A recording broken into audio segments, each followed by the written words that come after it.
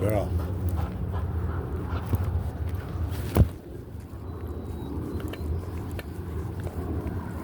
She ran.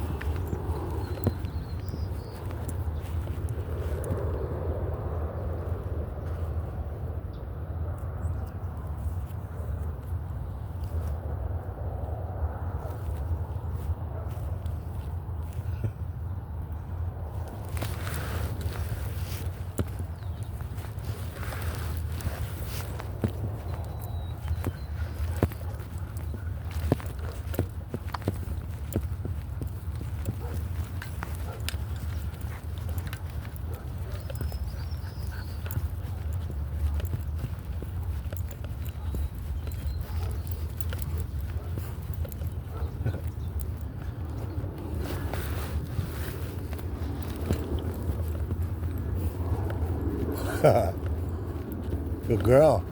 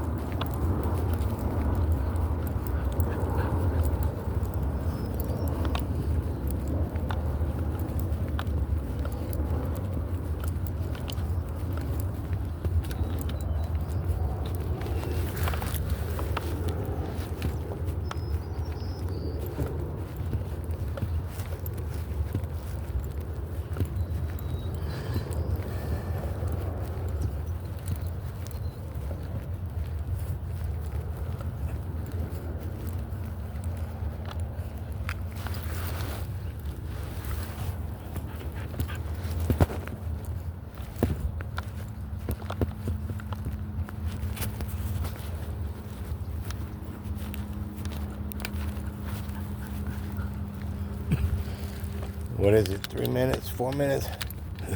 So the previous video, I was talking about an old buddy, an old acquaintance that I reconnected with, after many years and blah blah from Facebook, just like many other people and friends and stuff. Reconnected through Facebook, and it was good, it was, oh wow, right, just to see him, and see is everything. But so the one guy, he was he knew a couple of people that I knew, and we and again we were like friends, and not all of us friends were like always congregated and always together, but when we lived close together and etc., and see each other periodically and sporadically and stuff, hey, what's up? Yada yada. You know, so well, I hadn't. I moved away, and stuff. Went through stuff and trials and tribulations, like everybody in a way. But again, so Mike was his name, the guy I was talking about, and he was like, yeah, I'm homeless. I live in a camper, blah blah blah, and I need help with my phone bill. But so I paid his phone bill, and but he was like, nobody will help me, and blah blah blah, and but he was on drugs and people knew it and stuff, etc. So on that note, a lot of people, they don't want to help you. They think you're on drugs, or you're still on drugs, or going to use drugs, and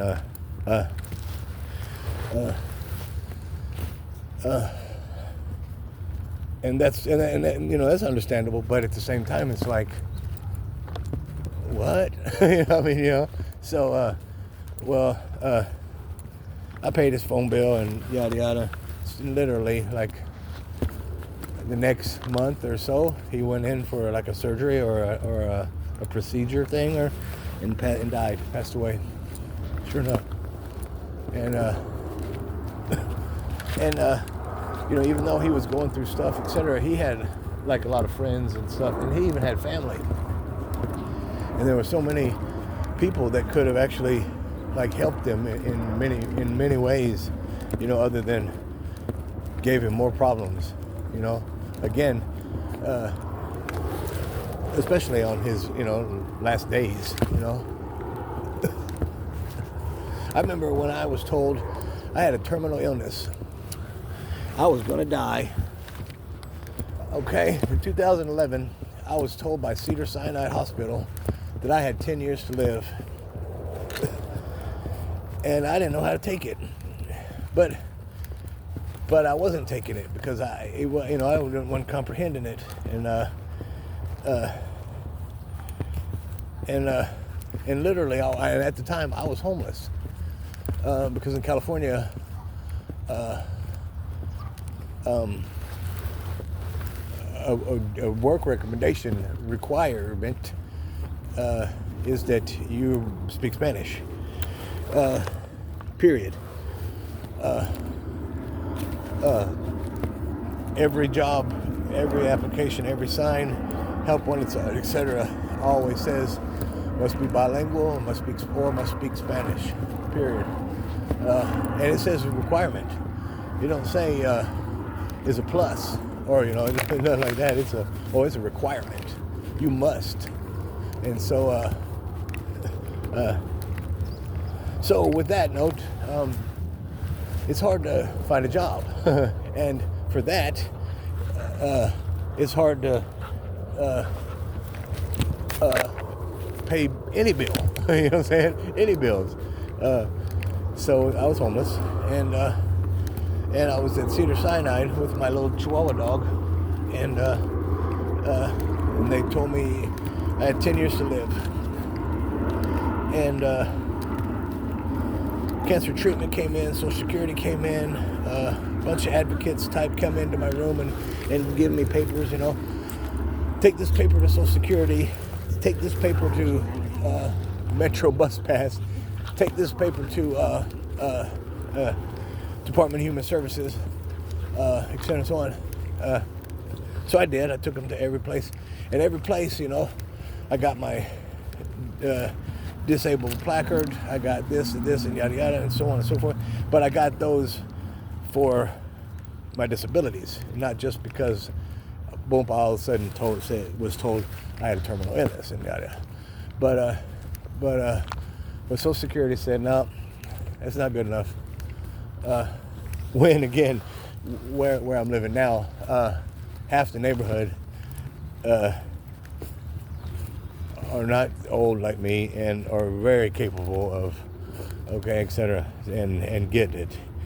Okay, well, again, that's another stipulation. So the fourth day, after they did, some more tests and blood work and my brain scan and, and spine and density and yada yada. So 4 days, and me and my dog were in there, and 4 days. So the nurse is wheeling me out, well, us out in the wheelchair, and I unzipped the top of Nana's carrier, and her head pokes out, and she's like, "Oh, we're going for a ride," because we were on a wheelchair, because I was, sitting in a wheelchair, and the nurse, peeks over my head, or and looks at my lap and the dog bag, and the dog's head poking out of the bag, and says, "You're not supposed to have a dog in here." And I was like, "Well, she's been here with me every time I've came, and I have never tried to hide her, nobody ever asked, I mean, it's not like you can't see her. I mean, you see the bag, look, there's a dog, if you looked at me and, of course, the bag, you see a dog. There's no, you can't. So, and because of that, I never thought like I had to say, "No, he's a dog," because again, you see a dog, you can't. So I was like, "Sorry," blah, blah. And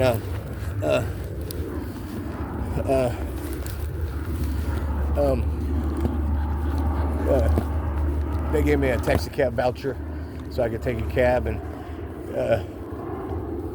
get out of there, So I went to my little area, homeless area, and I had a dog. I didn't hang around homeless people because they're bad news. And I mean, even here that I was homeless, but again, I didn't want and don't want alcohol, drugs. Well, I guess pretty much that's the basics, any kind of drugs, heroin, meth, crack, coke, whatever. I do smoke weed, and I drink decaf coffee, so that's not really, let's see, so I guess besides tea and the weed, I guess that's like what I do, and I don't even smoke cigarettes, but when we got back to, when me and Nana, me and my dog, my little pup, when we got back to our little area,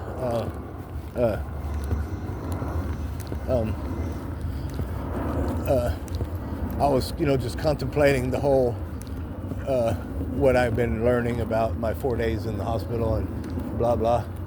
And it's getting late, and it's businesses are closing, the sun's going down. So this little it's a building, and in the building it's got 2 doors. It's 2 businesses. It was an accountant and something else on the other side. I think it was maybe a lawyer. But so it was just a little building. So in the front, before their right in front of their doors, was just a little porch like, and then it had a planter area with some shrubs, and then a little sidewalk in between both, and then went to the main sidewalk on the street on Venice Boulevard. And their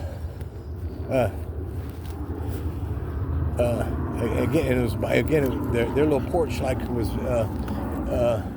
kind of hid with some shrubs. So I would be on their porch, like in the corner behind the shrubs. Nobody could see us, me, and that's where me and my dog would sleep. And the people of the building, they knew it, and because they, caught me there. And but because I wasn't dirty, I didn't leave trash. I didn't. When I was there, and then when I was gone, you didn't know I was there. So they were cool. They were like, okay. We were like, well, we never knew, and blah blah blah. And I was like, well, I have no clutter, and yada yada. I'm just staying away from everybody behind the little bush here, at y'all's building, and because there's a little camera right there too, and so they were like, it's cool, and so I had permission, whatever. And again, I stayed away from homeless people. But so when I got out of the hospital that night, I went to that little spot and got down, sat down behind the little shrubs in the little spot, and you know what? I prayed to God, and I said, if I'm going to die, if I'm going to have a disease, if I'm going to have this illness, and I'm already, have problems. I'm got with some mental issues, the autism and et cetera, and brain power and spinal fluid, and let's just go on to and now now this, and now they're saying 10 years. I said, if I'm gonna die and be living like this, please take me now. I was like, just go ahead and take me now, and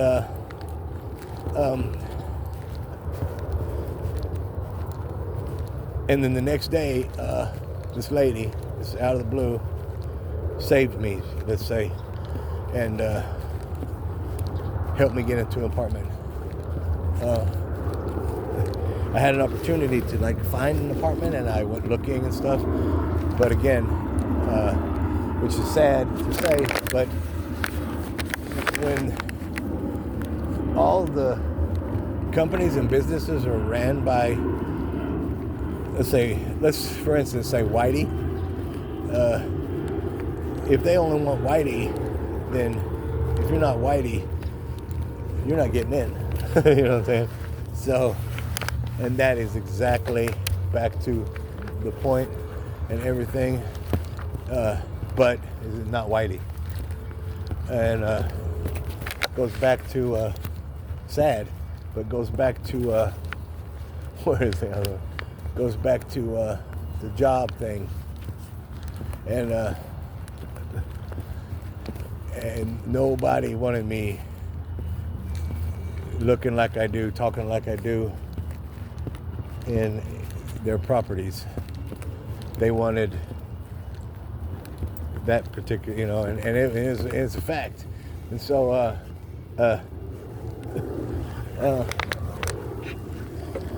this lady, this angel, this lady, she's gonna help me out, and I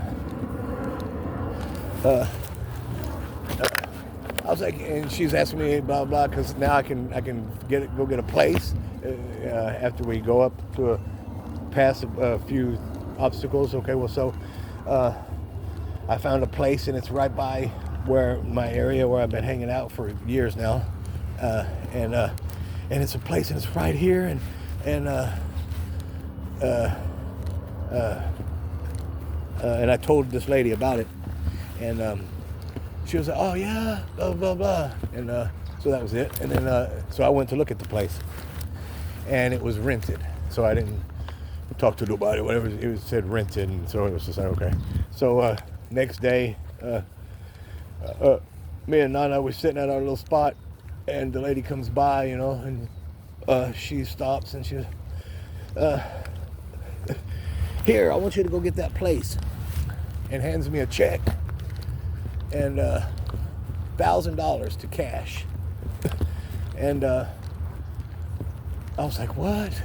And I was like, no, it's okay, it's rented. And she was like, well, here, we'll use this and find you a place. So now I got $1,000, like cash. I can go cash this fucker, and I can go party. I can go get a hotel room, whatever, and but no, that's not the goal. The goal is to have a place, have a pad. And so there's a couple other people that would drive by on their way to work or whatnot, and see me and Nana, and holler at us. They talk to us, and learn, and see us, and see, personality, well, everything, and know my name, know Nana, and by name, hi Tony, hi Nana, blah blah blah. Well, so this other lady again, she come by and she was, and I had, again through time, I had been telling her and again a couple, I'm looking for a place and da da da. But nobody, I don't speak Spanish, nobody will take me and blah, blah, blah. And so the one lady, she said, I speak Spanish, I'll call this place for you, blah, blah, blah.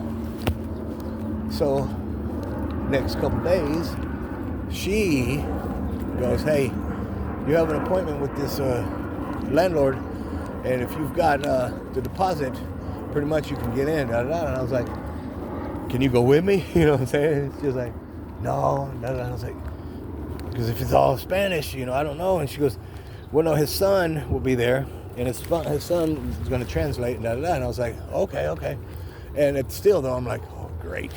So again, I've got the deposit check, and I've got an appointment for her to see a place, and here come my angel, the lady, and she come through, and I was like, yeah, I got an appointment to go see the place, and I still got your check, and yada. And she was like, well, I'll take you. I was like, what? So lo and behold, you know what? This lady took me, and she co-signed for me to get to this apartment. Thank you. And that is why I call her my guardian angel. And you got it. And that day I signed the papers. And it's this ghetto place that I live in now. I've been there ever since. And long past my 10 years, well, not long past, but a few years past my 10-year living expectation from Cedars-Sinai, that was 21. That would have been 10 years, 21, from 2011 to 2021. That's 10 years, and it's 2025. But I've been in remission for a few years. I was in remission before my supposed time was up. But and so I got the place. So, or I'm getting the place.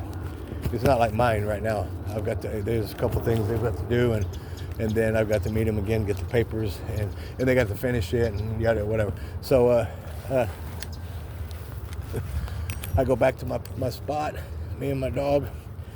So we're back at my spot. We're back at our little area, our little homeless spot area, and this awesome. There's another guardian angel. This is another angel. And this next one, she's just about almost as good, but just not quite.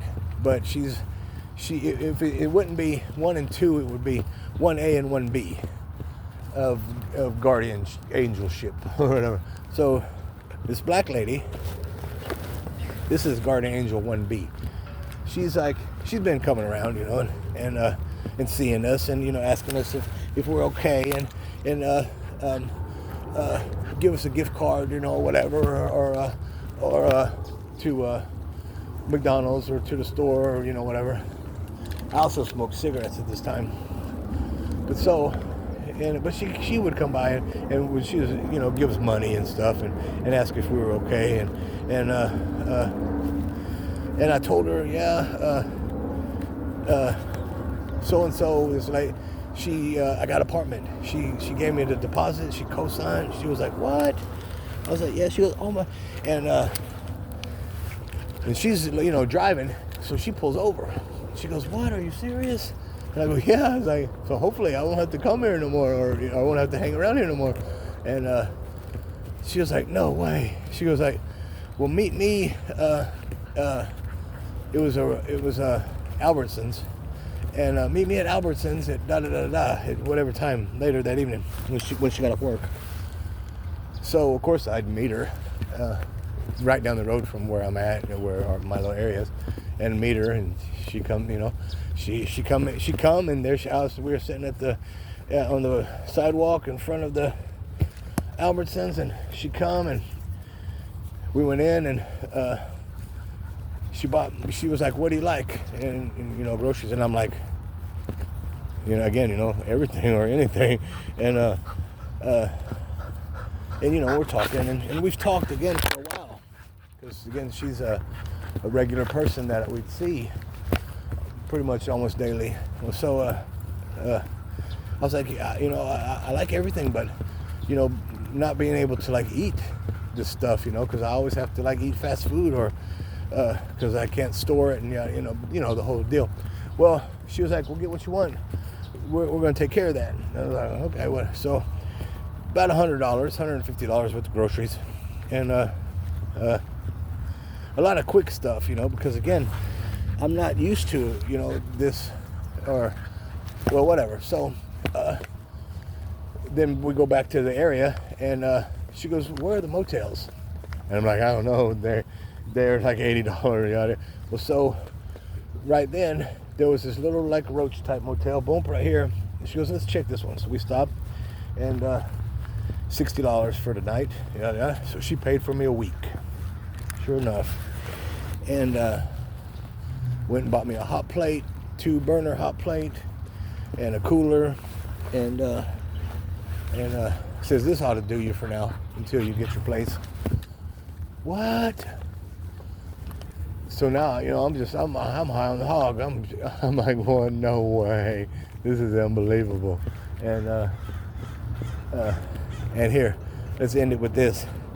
I was in that hotel until my apartment was ready, and until I moved in to the apartment. Oh. And that lady, she was that black lady. She was from North Carolina, I remember. And from that day on, I had her number. Hey. Go. I had her number. Dink. I had her number for, and she, emergency purposes, and if you ever need anything, and whatever. Well, so from then on, every day, every morning, I woke up, I text her, good morning, I hope you have a good day. Until like 4 years, literally, until like 4 years passed, every day,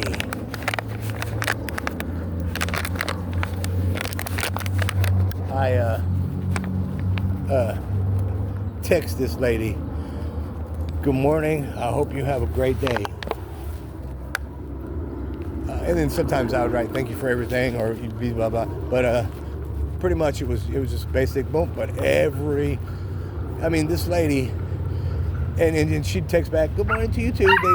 And to me, it was like, she's going to get tired of me just texting her every morning, good morning. And but she didn't. And again, about 4 years, Dink. It was about 4 years, and I didn't hear anything anymore. Dink, go. I didn't hear anything anymore. Go, Dink. And Dink, go. And it made me sad. Because for the most part, I thought, Dink, sit, Dink. I thought kind of the worst, Dink. I thought kind of the worst. Well, still think kind of the worst. As to why no response, because she also is and or was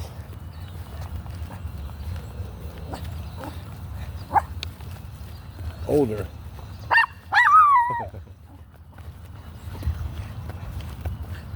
Good morning. Have a good day. Dink, be nice. She was older. She was older. She was like 20 years older than me. And now but I don't know, God bless her. And then the other one, the Angel 1A, when I got my apartment, she contacted me and says, you know, because she knows, because she's co-signer and everything. And so she contacted me and said, yeah, have you gotten in yet? Da, da, da. And she brought me a bunch of furniture or a bunch of stuff. And never heard from her again. I never heard from her 1A again.